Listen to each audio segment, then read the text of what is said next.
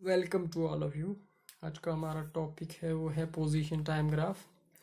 Position time graphs are the most basic form of graphs in kinematics which allow us to describe the motion of objects. Position time graph जो होते हैं वो basic graphs होते हैं kinematics के अंदर, जो हमें क्या करते हैं, जिससे हम किसी भी ऑब्जेक्ट का जो है मोशन जो है उसको डिस्क्राइब कर सकते हैं। अच्छा, in these graphs the vertical axis represents the position of object while the horizontal axis represents the time elapsed। कहता है इन ग्राफ्स के अंदर जो वर्टिकल एक्सिस होती है, मतलब जिसको आप मान लो कि जो वाई एक्सिस होती है आपकी, नहीं, वाई एक्सिस जो है वो आपकी रिप्रेजेंट करती है किस चीज़ को, ऑब्जेक्ट की पोजीशन को, है नी। और जो हॉरिजेंटल है आपकी एक्सिस, जिसको आप एक्स एक्सिस मानते हैं, वो एक्सिस जो है क्या रिप्रेजेंट करती है, टाइम इलैप्स्ड, कि मतलब कितना टाइम लग रहा है। The dependent variable position depends on the independent variable time. कि ये जो डिपेंडेंट वेरिएबल है कौन से वाला, जिसको पोजीशन बोला गया, मतलब किसी भी ऑब्जेक्ट की पोजीशन वो किस पर डिपेंडेंट है, depends on the independent variable time. ये टाइम पे डिपेंड करता है। मतलब अगर कोई ऑब्जेक्ट जो है मोशन में है तो वो टाइम के साथ चेंज हो रही है नहीं, मतलब टाइम के साथ ही वो फासला बढ़ रहा है उसका। अब ये जो है ये डिपेंडेंट है, कौन सी, जो आपकी ऑब्जेक्ट होगी वो डिपेंडेंट है, और इंडिपेंडेंट कौन सा है, जो आपका टाइम है, ठीक है नहीं, वो इंडिपेंडेंट है। In this way graph can tell us where the particle can be found after some amount of time। इस तरह से ग्राफ हमें ये बताता है कि पार्टिकल जो है किसी वक्त के बाद जो है कहाँ पे है, ठीक है। मतलब अगर कुछ टाइम के बाद अगर आप देखेंगे कोई चीज़, अगर आप सपोज चल रही है, तो अगर आप उसको ग्राफ ड्रा कर रहे हैं तो वो आपको ग्राफ क्या बताएगा कि उसकी पोजीशन बताता रहेगा, अभी यहाँ है, अभी यहाँ है, अभी ये जा रही है, ठीक है नहीं। तो ग्राफ जो है उसकी एग्जैक्ट पोजीशन बताएगा टाइम के साथ। अच्छा, graphs such as these help us to visualise the trajectory of the objects.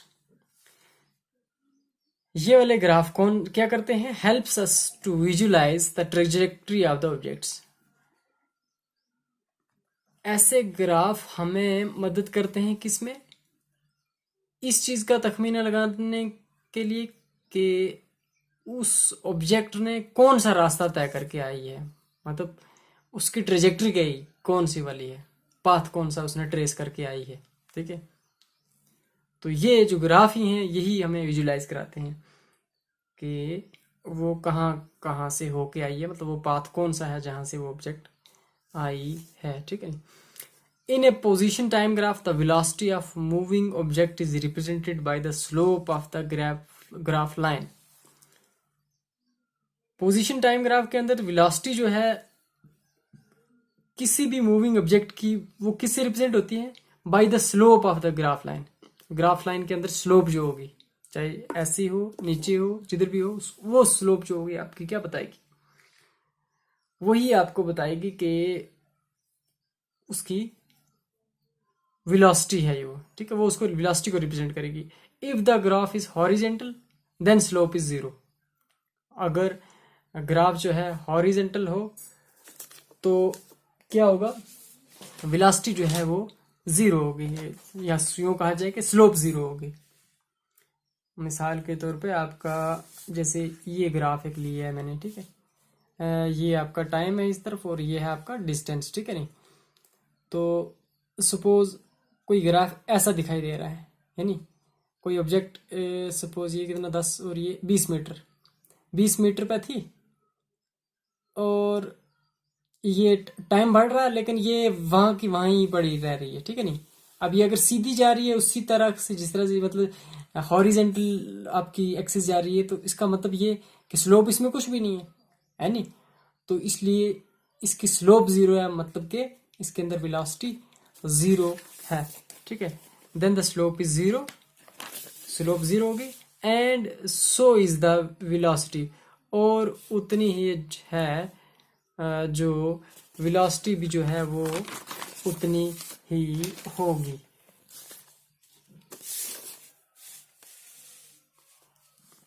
And the position of the object is not changing, और जो पोजीशन है ऑब्जेक्ट की वो चेंज नहीं हो रही होगी, ठीक है नहीं, क्योंकि ये 20 मीटर पे थी तो ये टाइम इधर से बढ़ रहा है, लेकिन क्या हो रहा है कि वो ऑब्जेक्ट जो है उसी ही डिस्टेंस पे खड़ी की खड़ी है, नहीं वहां पर ही है, स्लोप नहीं है, तो मतलब क्या हुआ कि वो वैसे की वैसे ही है, ठीक है, is not changing. The steeper the line is the greater the slope of line is, कहता है जितनी ज्यादा ढलान होगी या चढ़ाई होगी उतनी ज्यादा क्या होगी, स्लोप होगी, ठीक है नहीं। And the faster the objects motion is changing, और मतलब जितना ही स्टीप होगी क्या लाइन, मतलब ये वाली, उतना ही बड़ी क्या होगी, स्लोप होगी लाइन की, और उससे क्या होगा, faster the motion is changing, और उसका मतलब ये होगा कि उस ऑब्जेक्ट का मोशन जो है वो बहुत जल्दी जल्दी चेंज हो रहा है। जैसे अगर आप ये इस ग्राफ को देखें ना, जैसे ये, तो ये क्या है, हर इंस्टेंट के बाद ये चेंज हो रहा है नहीं, मतलब वैसे तो ये यूनिफॉर्म है, ठीक है नहीं, लेकिन अगर आप इस स्लोप को देखें तो मोशन इसका हर सेकंड के बाद मतलब बढ़ रहा है नहीं, तो यानी एक आपको एक स्लोप सी दिखाई दे रही है कंटिन्यूअस, ठीक है नहीं, तो मोशन बढ़ रहा है, ठीक है। तो कहता है फॉलोइंग और सम पोजीशन टाइम ग्राफ्स, नीचे कुछ पोजीशन टाइम ग्राफ्स दिए हुए। पहला है position time graph of stationary objects, वो ऑब्जेक्ट्स जो स्टेशनरी हैं उनका टाइम ग्राफ, मतलब अगर कोई चीज़ पड़ी हुई है तो टाइम तो चल रहा है नहीं, 1 सेकंड 2 सेकंड 20 सेकंड 40 सेकंड हो रहे हैं, अगर वो सपोज 20 मीटर पे खड़ी थी, तो किसी दूरी तक 20 मीटर तक चली हुई थी, इनिशियली वो 20 मीटर पर ही थी पड़ी हुई, ठीक है, हमारी जो एक्सिस है उससे 20 मीटर पर थी, ठीक है, और टाइम बढ़ रहा है उसके साथ भी ये जो है ये वैसे की वैसे ही रह रही है, तो इसका मतलब ये ऑब्जेक्ट कौन सी स्टेशनरी है, और इस केस के अंदर आपकी स्लोप 0 होगी और वेलोसिटी भी 0 होगी। ये है आपका कौन सा, position time graph of stationary objects, ठीक है।